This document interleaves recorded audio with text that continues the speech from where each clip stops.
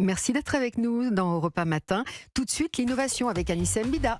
Bonjour Anissé. Bonjour Alexandre. L'innovation du jour, elle pourrait métamorphoser les futurs jeux vidéo. On a trouvé un moyen de rendre les graphismes ultra réalistes au point qu'on pourra même bientôt jouer avec des images réelles.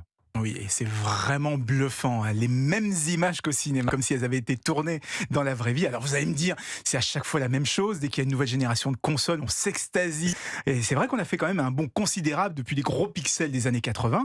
Mais même avec les plus beaux jeux sortis ces derniers mois, même avec les cartes graphiques les plus puissantes, on peut pas toujours parler de photoréalisme, hein. C'est magnifique, mais on voit encore que ce sont des images qui sont produites par un ordinateur.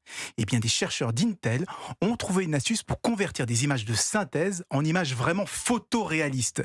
Donc on aura l'impression de jouer en regardant une sorte de film interactif, hein. C'est un vieux rêve du jeu vidéo qui pourrait enfin se réaliser. Oui, effectivement, c'est très prometteur, mais comme toujours, Anissé, il faudra certainement un ordinateur ou une console ultra puissante.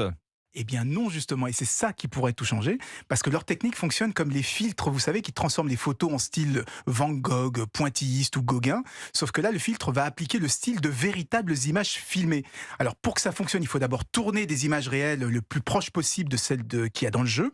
Ensuite, le logiciel va s'appuyer sur des techniques d'intelligence artificielle pour métamorphoser les graphismes de synthèse en photos, en images qui sont photoréalistes. Et c'est ce qui a été fait par exemple sur le jeu GTA. Donc ils se sont appuyés sur des images filmées au volant, et ça donne des scènes de poursuite qui sont visuellement incroyables. On a l'impression d'être dans un film d'action hollywoodien. Bon, vous nous faites vraiment envie là. Est-ce que c'est quelque chose que n'importe qui peut tester ?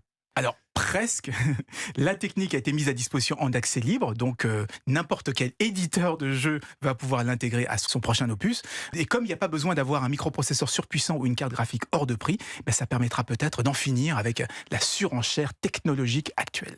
Il finira par arriver ce jour, effectivement, où on ne pourra plus faire la différence, visuellement en tout cas, entre les jeux vidéo et la réalité. Merci Anissé Mbida. L'innovation revient demain matin dans Europe 1, sur Europe 1. Après le journal de 6h30, Destination Vacances. On va vous emmener ce matin en Dordogne, près du magnifique village de Rocamadour.